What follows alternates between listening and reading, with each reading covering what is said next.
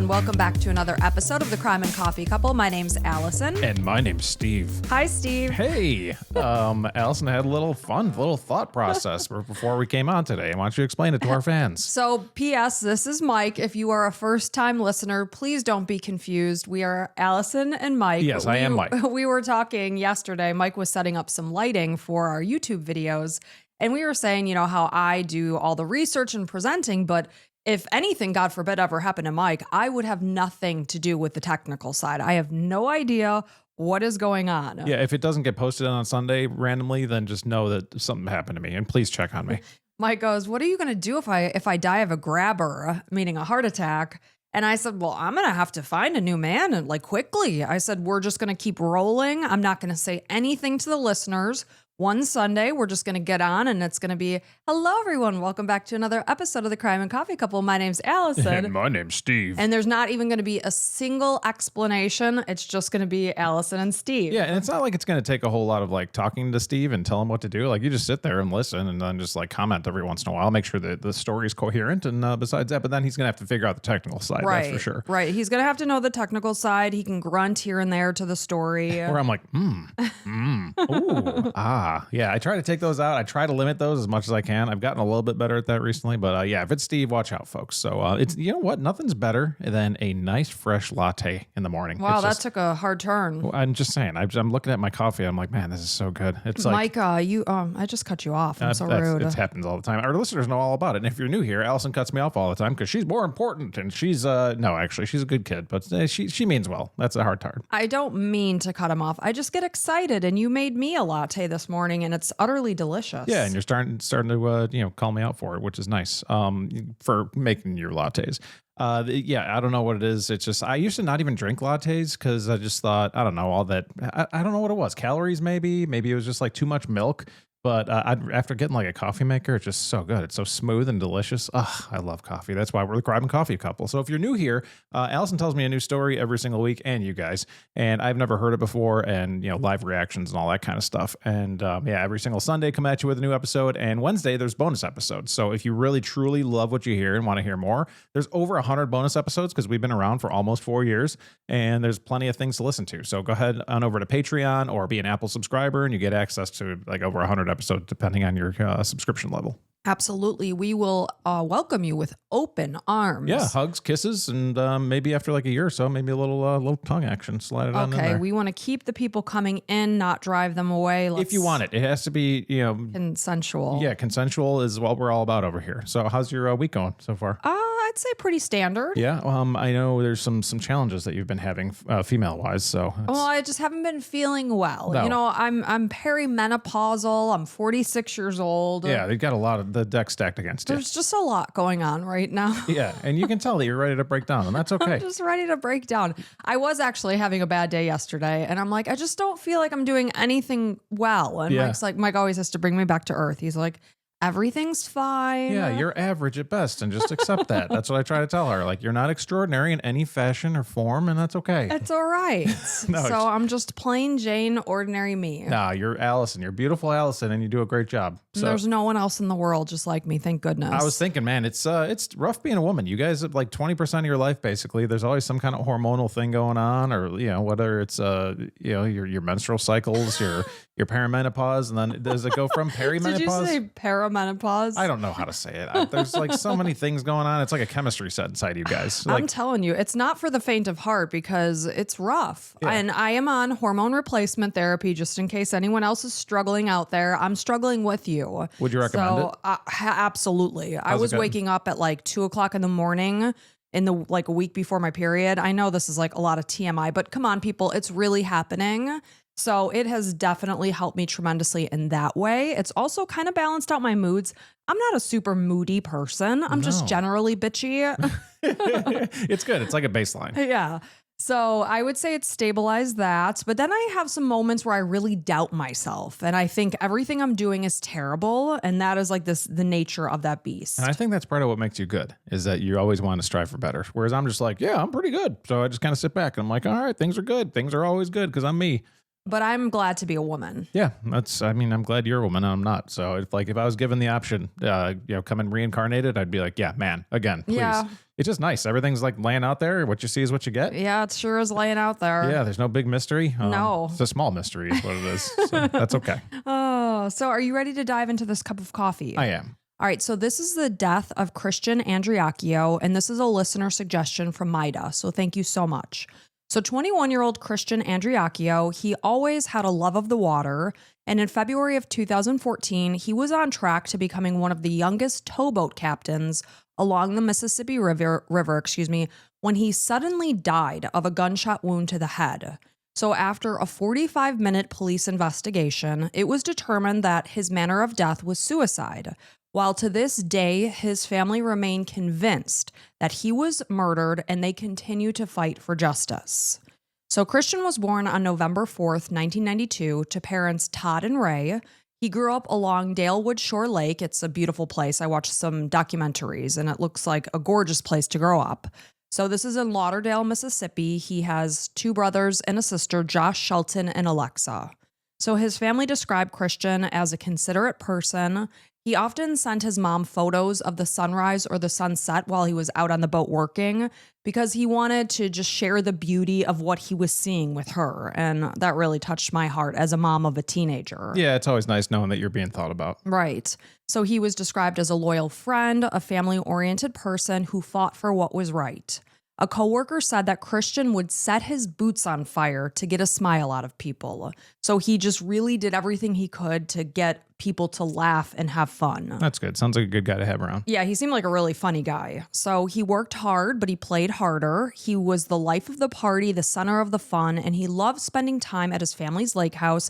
He just loved the water. So his mom said they would wake up in the morning. It'd be like 5, 6 a.m., and he would be out zipping around the lake on the jet skis. I'd be coming out with my coffee, be like, all right, it's a little early for jet skis, buddy. Let's pack it in for a little bit. He loved dirt bikes. He just loved to be outside. He loved to be with the people, with his friends. He just loved to be around everyone.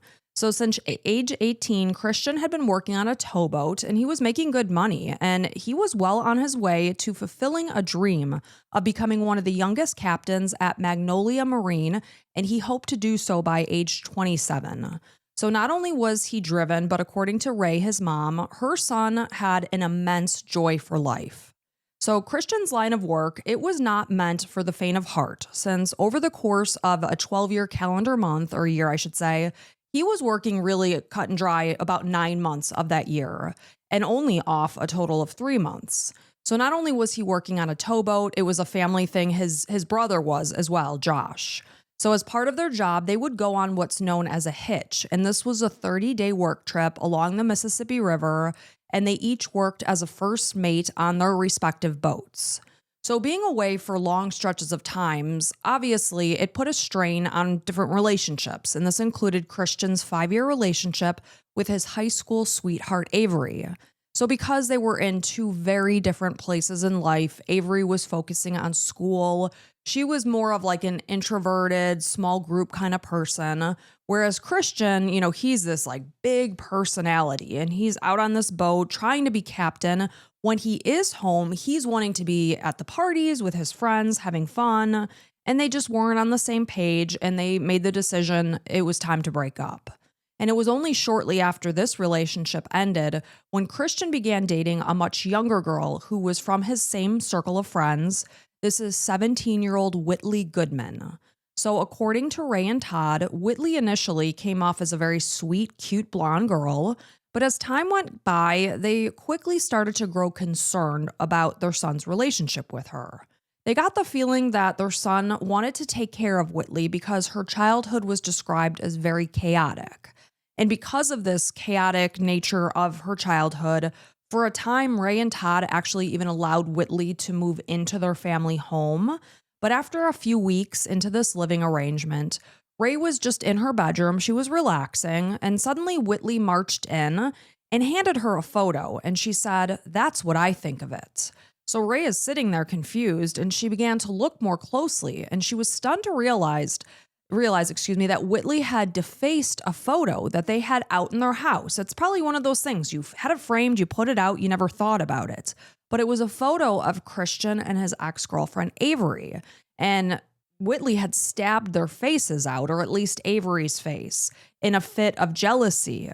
And this incident left Ray and Todd. They felt very unsettled. Actually, when Todd was asked about it, he's like, I think she's a nut. Well, so Avery was with the family since they were in high school. Right. And when Christian's what, 27, you said? No, he's 21. He hoped to be captain by 27. Oh, okay. That's where I heard 27. So it's 21. So yeah, they've been together, 5, 6, 7 years, something They like that. were 5 years. Okay. So she's been part of the family for a long time. And it's like you said, you put up a picture, it's there for a while. Right. And that is exactly what the relationship was described as. They would celebrate holidays with each other. They were a part of the family. So obviously their breakup devastated many, many people because, Avery's family grew to love Christian and vice versa. So, they just love Avery. She feels like a family member, her photos, and they have every right to have that photo. It's something that happened in Christian's life. I never understand that. Now, I will tell you, Mike and I were each other's first relationships. But it's not that a past just disappears. Obviously, a person doesn't want to go and have photos of an ex in their boyfriend's apartment. If you cheated on me, I would light all your pictures on fire. Just so you know. Just want to put that out there. Stab my face out? No, I'd light it on fire. Okay. Yeah. Okay.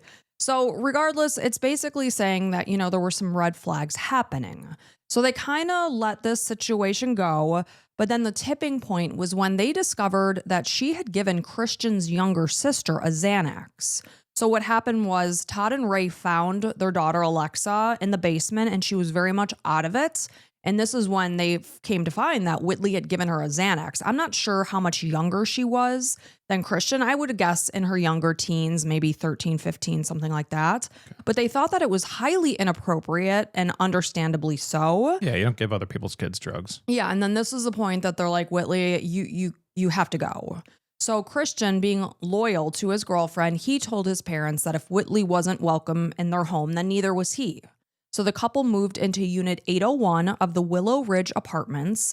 It just so happened that Christian's brother Josh was going through a divorce and he had a extra bedroom in his 700 square foot apartment. So it was kind of a win-win. So at the time, Josh was under the assumption that it was just going to be Christian moving into their apartment, and Whitley, of course, was going to come by and visit when Christian was off the boat. Sure, Christian's like, mind if I crash to your place while I'm looking for another place? Like, yeah, bro, come on. Yeah, and it wasn't even crash here. He was moving into Josh's apartment. They were going to be roommates, but the understanding was that Whitley was going to be visiting, and then before Josh knew it, she was living there full time. Every single day, all the time. And not to mention the fact that both Josh and Christian go off on their respective boats on these 30-day hitches, and oftentimes at the same time. So with that being said, Whitley was then alone at their apartment, and she's a 17-year-old girl. Most 17-year-olds don't live off on their own. Right.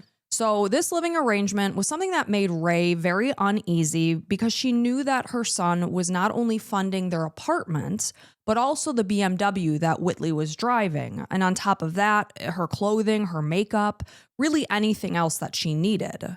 So Ray was worried that Whitley may be using Christian since she was jobless after she dropped out of high school. She wanted to pursue becoming a hair and makeup artist. But she was just worried that her son was being taken advantage of. And she knows her son's working so hard. That would be concerning, I would think, to any parents. Yeah, absolutely. So at one point during the 6-month relationship, Whitley questioned if maybe she was pregnant. And this was right around a time when Christian fell overboard while he was out on the towboat working. And this was only months before his death. So since his line of work was dangerous, you're out on the open water, things can happen on a boat. It wasn't unusual for someone like Christian, who was only 21 years old, to have a life insurance policy. This was actually something that his company paid for. So after this incident, though, when he fell off the boat and Whitley is questioning, maybe I could be pregnant, she was talking to Christian about becoming the beneficiary of his life insurance policy so that she could be sure that if, God forbid, something happened to him, she and their baby would be taken care of. So Christian discussed this idea with his parents, and at this point in time, Whitley had not confirmed that she was pregnant, and they're like, no, don't do that. Don't jump the gun because you guys have only been dating for 6 months. She's only 17. You're only 21. Don't do that. So I will tell you that after his death, Ray discovered that Christian's life insurance policy named her as the primary beneficiary, while Avery was still listed as the secondary. And this is something that Ray is suspicious of, that Whitley may have found out about and then got angry. Think about it, the fact that Christian and Avery are no longer dating. But again, he's only 21 years old, so he probably hadn't gone and gotten that changed. Well, yeah, when he first started the job, they say, who's your beneficiaries? And he writes it down because he was dating Avery at the time, his mom and Avery. And it's like, you don't think about it. You're out in the boat. And it's like, I'm not going to go to HR and send an email. It's like, I'm too busy for that crap. It's a hassle. Yeah. So in the end, I will tell you that Whitley was not pregnant and Christian never listed her as a beneficiary. But we're not sure if Whitley was under the impression that maybe he had changed things on the policy. So those closest to Christian described his relationship with Whitley as one that was obsessive. So when Christian was out on the boat, they were constantly talking to each other on the phone. And then when they were home, when Christian was home, rather than what he would normally be doing, would be out with his friends, enjoying the people, they were holed up in their apartment together in the dark playing Xbox. So this was just very different than what his family was used to seeing. So it was unlike Christian, and there was just concerns happening. And despite the fact that the relationship was perceived to be toxic, because people did describe it as toxic, and the fact that there were major trust issues, each having cheated on the other, based on their text messages, they did discuss getting married. And that just may have been an immaturity thing, That's a lot in 6 months. Like they're very obsessive. They're like also toxic. They're cheating on each other all in 6 months. Like I could barely even like get to know like your family in 6 months. That's a lot of stuff going on. It's a lot.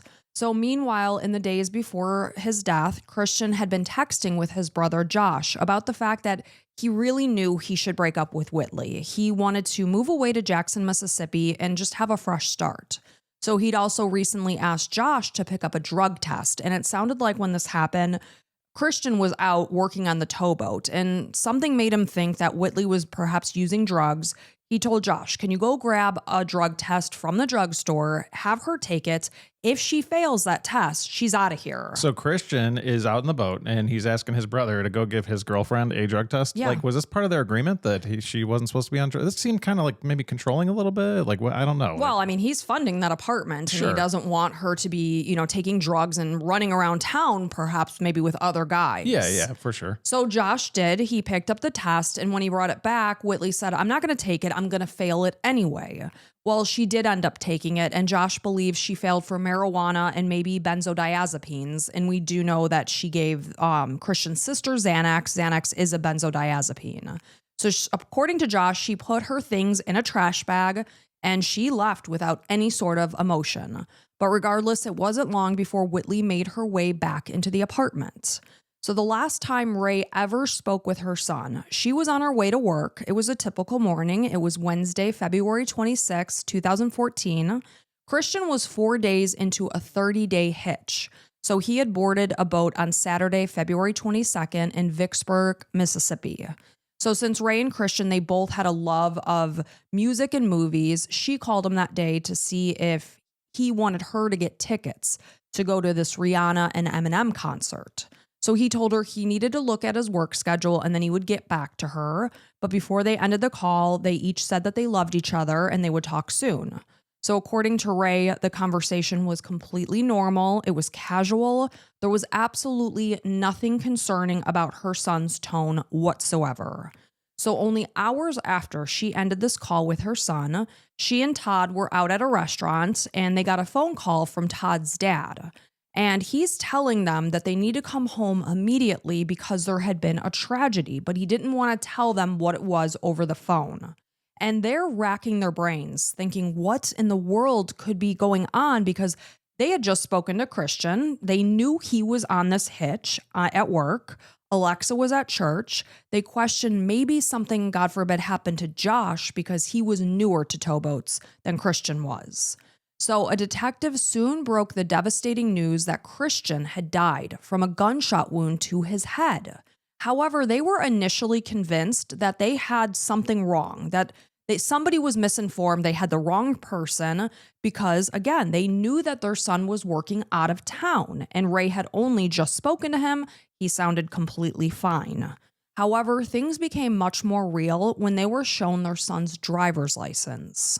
So when Todd and Ray were told that Christian's death looked like it could be a suicide, they were incredibly confused because their son had never struggled with any sort of depression or mental health issues.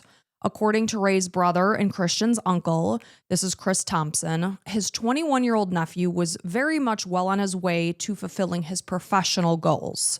He owned 2 cars, jet skis, he had plenty of money in the bank, and everything in the world to live for.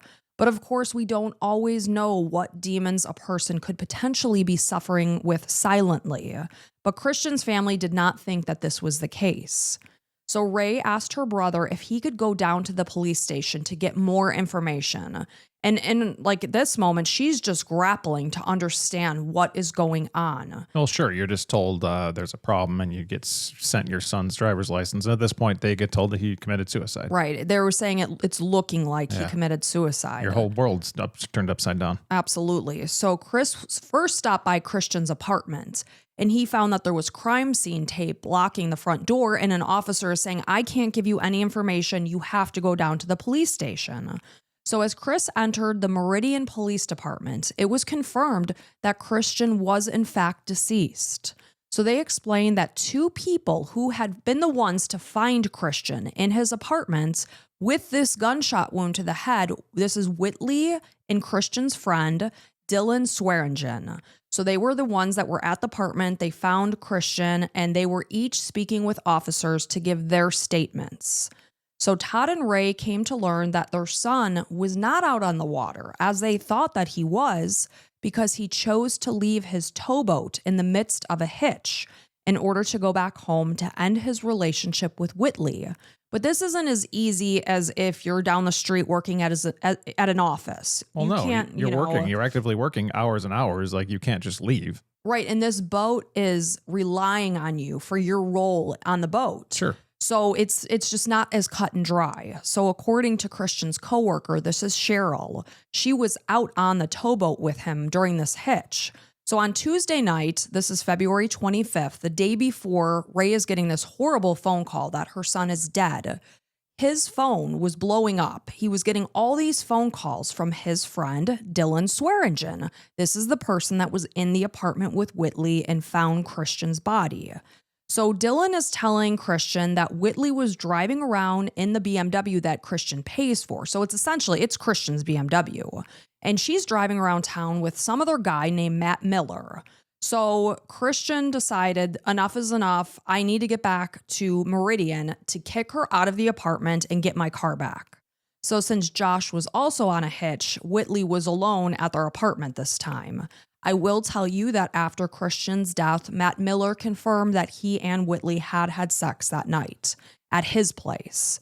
So as the calls continued, Christian spoke with the boat's captain, and he came up with a story in order to be allowed off the boat, because that's a big deal to come out of a hitch. You can't just be like, I got to go talk to my girlfriend. It's like, no, we're depending on you here. Right. It's got to be a big story. And he's on this trajectory to become captain. He doesn't want to screw that up. Yeah. So he explained that his dad was kicking his mom and sister out of their house, and they needed to come and stay in his apartment. But he had the keys to his apartment, and he's explaining, my brother is also out on a hitch. I have to get off this boat to help them and get them into my apartment. So he assured the captain, though, that he would be back the following day at 5:30 p.m. He just needed to get them settled, and he'd come back. So since the boat was docking in St. Rose, Louisiana, he didn't have his Jeep. His Jeep was still parked back in Vicksburg. So, that's where he'd gotten on the boat. So Christian needed a ride back to Meridian. So initially he called someone he worked with out on the boats, but then he called that person back and said, forget it, I don't need it, your ride. I'm going to get a ride back from Dylan. This is Dylan, who was in the apartment with him when his body was found. Okay. So Dylan was going to make the 3.5-hour drive from Meridian over to St. Rose to get Christian. It's a good friend. So he's calling him and looking out for him and trying to say your girlfriend's using your car and banging some other dude. You better get over here and take care of it. Right. So since Christian is no longer here to speak for himself, moving forward, every piece of information I'm going to be telling you is versions of events from Whitley and Dylan. I'm just going to put that out there. Yeah, because Christian's no longer here. Right. So according to Dylan, he got a call from Christian at 1:37 a.m. on Wednesday about picking him up. So he left at around 3:45 in the morning. He arrived to St. Rose to get Christian from the marina at about 8 a.m.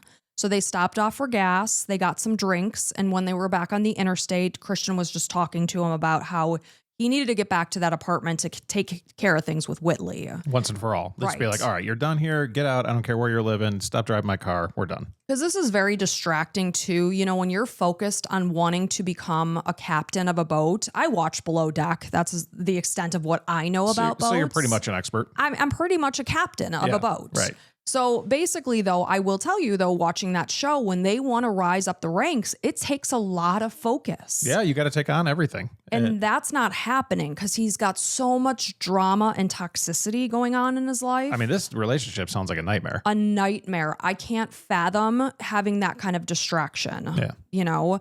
So they came back to the apartment. They arrived at about 11:30 in the morning and Whitley was there. So once inside, and again, this is Dylan's version of events, Christian began asking Whitley where she had been the previous night. What time did they get there? 11:30 in the morning. 11:30. Okay, so they were driving through the night, basically. Yeah. No, because he got picked up at 8 a.m. Okay, gotcha. It was 3.5 hours.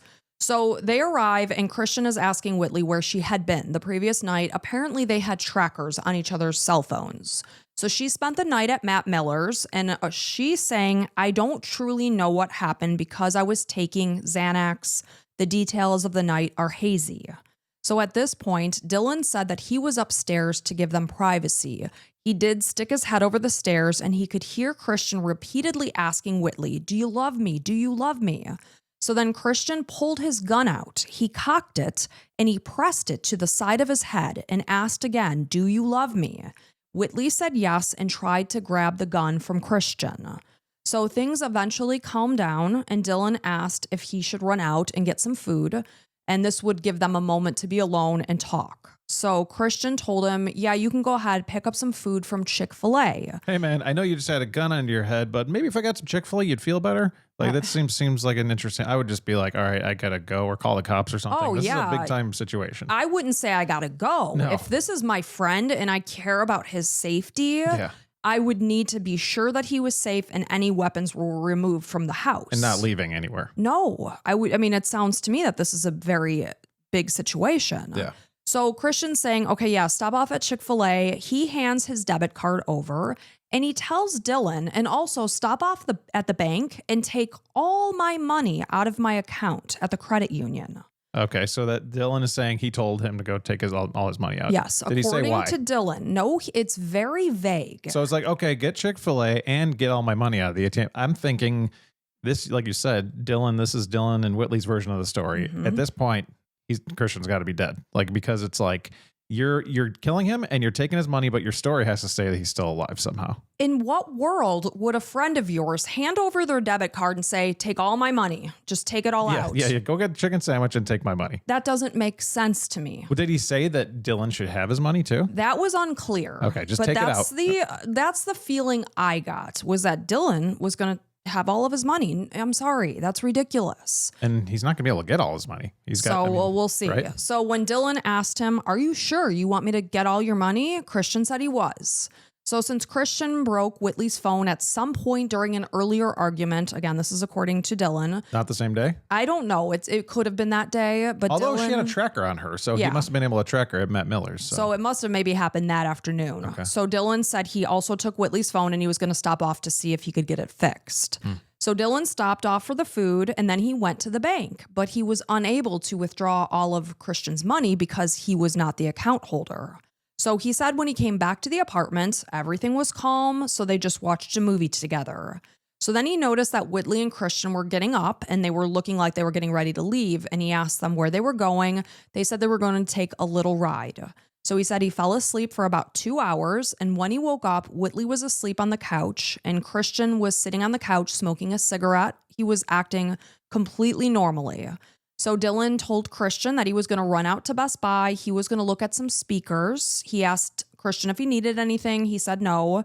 So earlier in the afternoon, when apparently Christian is pulling this gun out and holding it to the side of his head, Dylan said he took the gun away from Christian and he hid it from him. He hid it behind a curtain.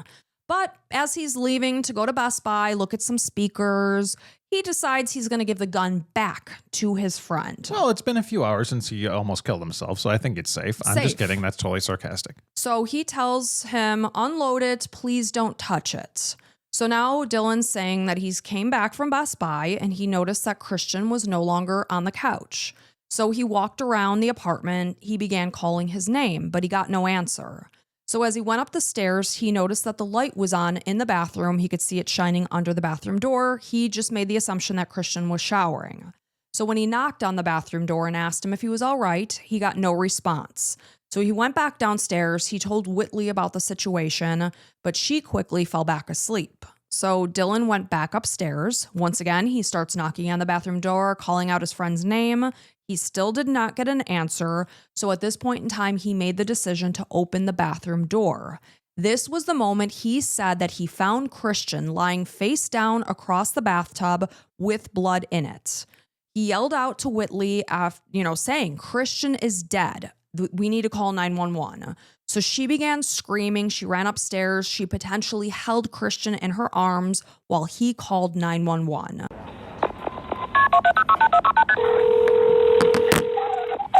Christian.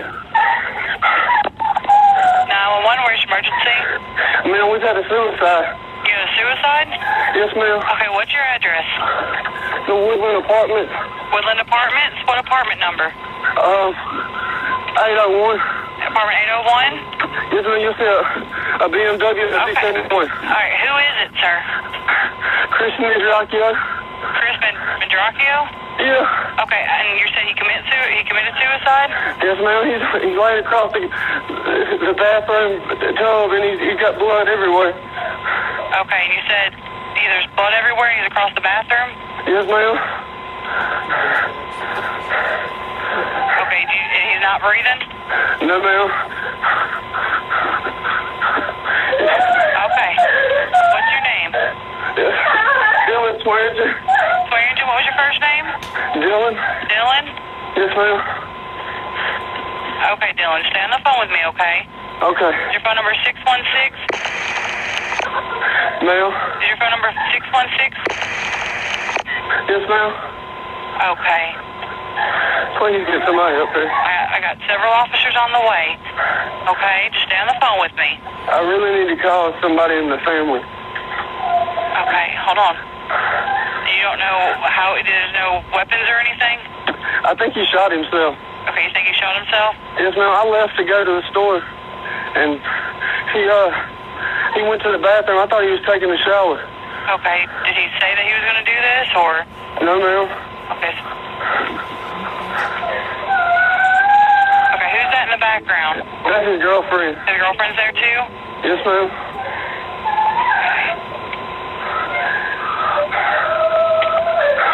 What's her name? Whitley Goodman. Whitney Goodman? Whitley, yes, ma'am. Okay, she's not, okay, just try not to touch anything, okay? Whitley. Is she up with him? Come down here. They don't want you to touch anything. Come on. Just try to, if it's... Come here, Whitley. Come here. Okay, what's Whitley's last name? Ma'am. What's Whitley's last name? His last name? Her last name. Goodman. Goodman. Okay. I do got several officers on the way, and we do have the ambulance on the way too, okay? Whitley, come here, Whitley. Ma'am, I really need to call a family member. Is that okay? Okay, hold on. Can I put you on hold? Okay, hold on 1 second, okay? Come here, Whitley. I know you can't calm down. Please.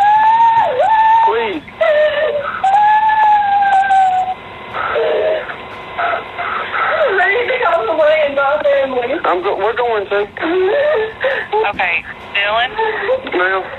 Okay, so we do have everyone on the way, so if you need to let me go, you can, okay? Yes, ma'am. I really need to call some family members. Just make sure that you're looking out for the officers, okay? Okay. They'll be there any minute. Tell them I have the door open. Door is open? Yes, ma'am. And you'll see a silver BMW in the driveway. Okay, we have a couple officers that should be there in a minute, okay? Okay. All right. So Dylan told investigators that Christian had voiced thoughts of suicide in the past, but it was never anything he took seriously. He thought he was only doing it as a scare tactic, an attention grabber. So Dylan was seen on surveillance at 12:29 p.m. at the credit union with, Christian's information, trying to withdraw every cent that Christian had worked his tail off for. Yeah, at that point, you got to think that Christian's already gone, unfortunately. You got to think that this is exactly what they're trying to do. This is part of the story. And like a Christian, as a guy who has a bank account and everything, would know you can't just take out somebody else's money. Like even at the ATM yourself, you can't get more than $400 or $500. Right, and that's to protect people. Yeah, and you can't just send somebody there and be like, yeah, go take all my money out of the checking account. Right, and there are certain legal documents you could sign if you need to take out bigger points of money. Power of attorney and all that stuff. Yeah, but different things, but this is all happening about 4 hours before he contacted 911. There was also a receipt found in the apartment that proved that he had gone to Chick-fil-A at 1:06 p.m. There were also Chick-fil-A cups in the apartment. So the Meridian Police Department, however, they never confirmed if Dylan actually had gone to Best Buy, as he said he did, because he's saying, I'm going off to look at speakers. This is when I gave Christian the gun back. I came back home. This is when I find Christian deceased in the bathroom. Well, especially that he touched a gun. So his hands were on that gun at some point, right? So it's like Dylan is the one that hid the gun behind the curtain. Right. So yes, he did touch that gun at some point according to his version of events. So he's involved here, right? And then you got Best Buy, who's got cameras all over the place. Every time we walk into Best Buy, you see the security guard right in the front, right? And it's so there's as a police force, wouldn't you just kind of just make sure all the stories are lining up? 1,000,000% yes, but you will come to find in this case that there's little to no investigation done. Oh, God. So by the time the family, got their own set of private investigators, by this point in time when they went back to Best Buy, that footage was gone. Yeah, so we 'cause can never say for sure. They'll keep it about 30 days and let it delete itself. So now we're moving on to Whitley's version of events. So when Christian boarded the boat for his hitch on Saturday, she went to a Mardi Gras party with her family, and he stopped talking to her for 2 days because of their trust issues. So he told her that because of their past issues, he would rather her be home missing him than out having fun. And she considered breaking up with him, but talked herself into trying to make it work because she said she loved him. So when they talked on Tuesday night, Christian told Whitley he was quitting his job, while she assured him, we can work this out, we can talk it out.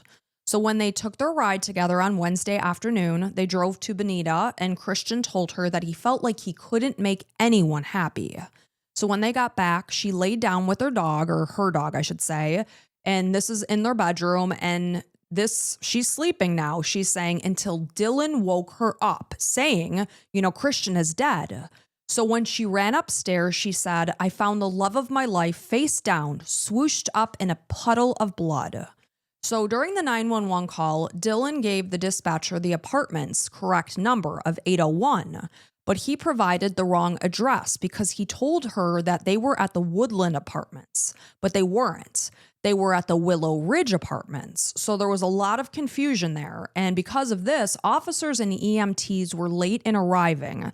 And from the documentaries that I watched, by the time they got there, other people were at the apartments, like people that either Dylan and or Whitley called, like friends and things. Mm-hmm. So that's potentially contaminating, a scene of a potential crime. Absolutely. So when an officer did arrive, he found Whitley crying downstairs. And when he went upstairs, he located Christian's body in the bathroom. He was leaning face over the bathtub that was filled with blood, with a gunshot wound to the right side of his head. While his head, his shoulders, and his chest were leaned over the tub, his arms were to the side outside of the tub, and he was in a kneeling position. So with these findings, the officer called in a detective, and they arrived with EMTs at 5:08 p.m., while the coroner arrived at 5:25 p.m. So they located a decocked gun, and this is something that is really never ever seen in a suicide that is using a semi-automatic pistol, and I'll go into more detail about that coming up. But the gun was found wedged between Christian's left thigh in the bathtub. So there are inconsistencies as to whether the chief of police at the time, this was Chief James Lee, who just so happened to live in Christian's apartment complex, was he at the scene that day? There's absolutely no documentation of him being there. He was not on duty at the time, though multiple people who were there at the scene indicated that he was there. He came by, and after a 45-minute investigation, he announced to the team, shut it down. So he was like off duty. He's like, well, I don't really want to put any time into this. Just shut it down. So the investigation was stopped. Nice. So Todd and Ray learned that because authorities quickly jumped to the conclusion of death by suicide, there was basically little to no investigation done. So police, again, spent only about 45 minutes at the apartment, and once they left, they did not seal it off as a crime scene. And from the research I have done in the past, if something is not yet determined one way or the other, you treat it as a homicide. You don't let people walk all over. So Christian's uncle, Chris, is at the police station mentioning something about the apartment, and he's being told, oh, no, you can go back. You can go in and get it.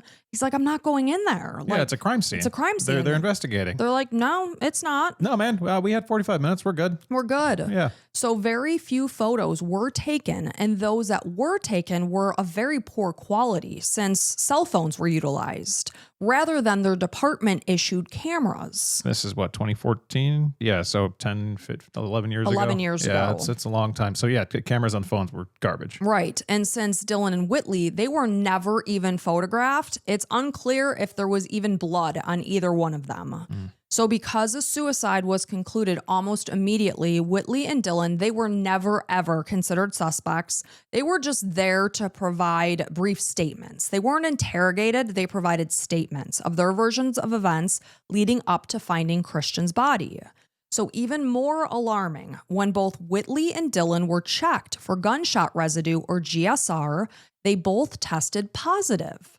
So this suggested that they were in the room when the gun was fired. And neither of their stories say that. Neither one, because Whitley is sleeping on the couch, Dylan is gone to Best Buy. So Meridian police, they found this out. Right, they were the ones that did the testing. Yes, they did. And yet that was probably hours or days after the actual No, it event. would be right away because if you wash your hands, GSR is gone. You swab them right away. Right, and take it. right Okay. away. And I will tell you too, Christian also tested positive for GSR. Well, yeah, he was in the room obviously because he got shot. So I will tell you, even before she was tested for GSR, Whitley automatically told the investigators, I'm going to test positive when you test me because I was out shooting guns in a nearby field only the night before. She said she was out with cousins Matt and Jet Miller, as well as another boy named Zach. So, however, there are major questions as to whether or not Whitley had actually fired the gun. They had gone out and shot, but did she actually fire the gun on Tuesday night? So both Matt and Jet initially indicated that she had not shot the gun.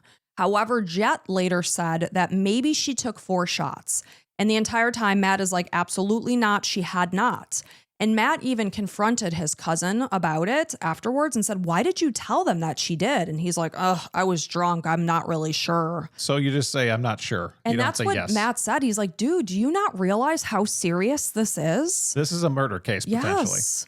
So according to Matt, Whitley was terrified of guns. And while they were out there shooting, she was sitting on his lap the entire time. And during that time, he had his hands over her ears. Was she a child? So, you know how like girls want to be like the boys, like rescue me. Was this Matt Miller, the guy that she banged or whatever? Yes, later that night. Oh. So when he confronted his cousin, like I said, you know, Jet's saying like, I might not have remembered properly.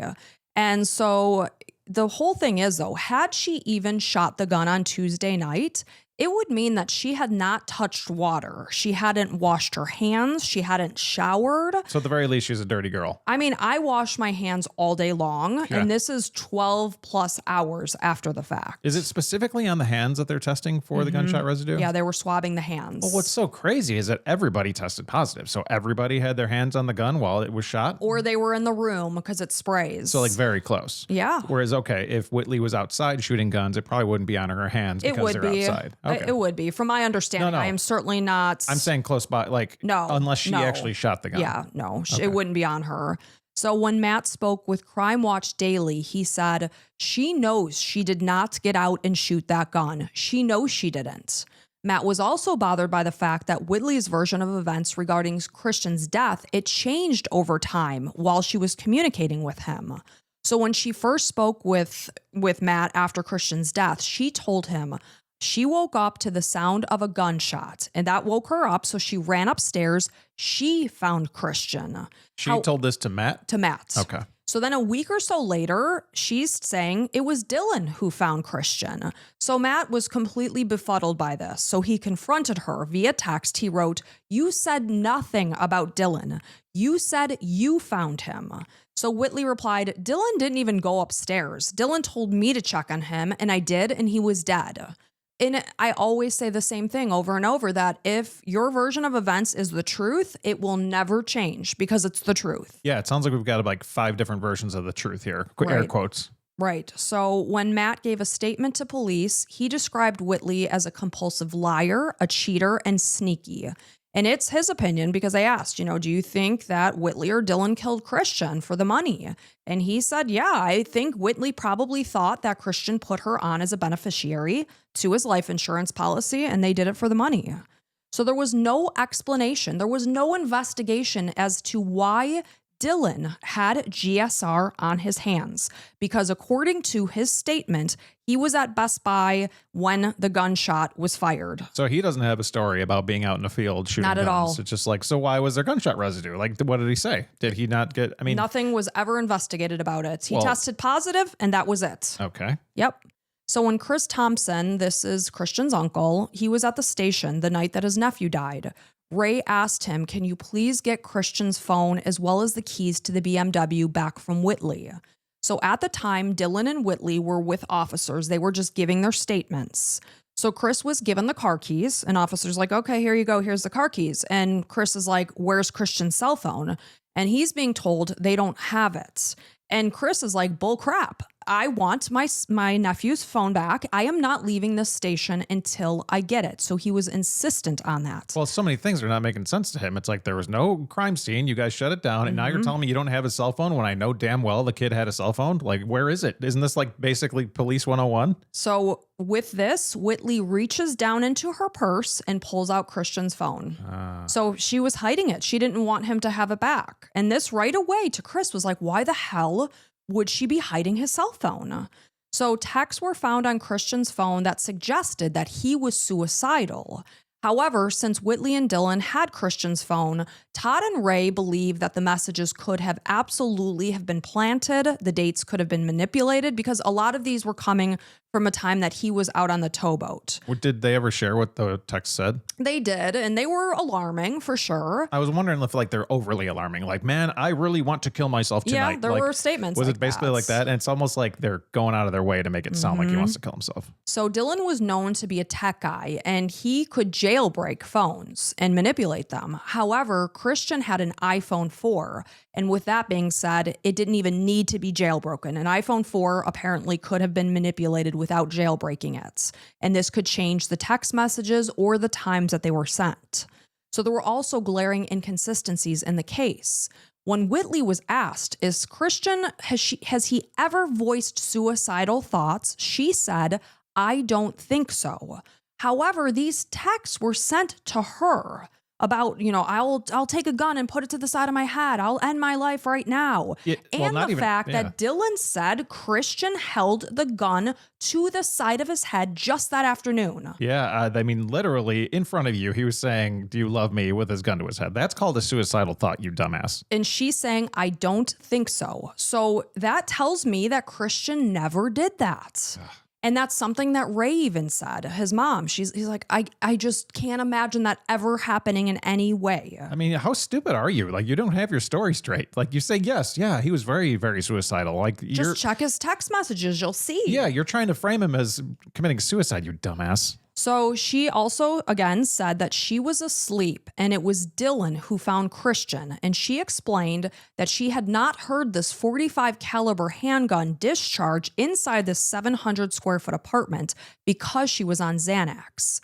According to Benny DuBose, this is Meridian's chief of police as of June of 2014, a .45 caliber handgun is exceptionally loud, so loud that it would have been heard 2 to 3 apartments away. Not to mention, according to Dylan's statement, when he came back, he easily woke Whitley up from her sleeping. So and also, Whitley said to Matt Miller that she was woken up by the gunshot. Yes. And she said, I think even in a text, that Dylan never found him. I did. That was me running to him. So that's like proof in text that she said this. And now she's telling police something totally different. Yes. Like those are two totally different stories. Like hook, line, and sinker. You got this chick, at least like for an arrest. Something's wrong. Right. So 2 weeks after Christian's death,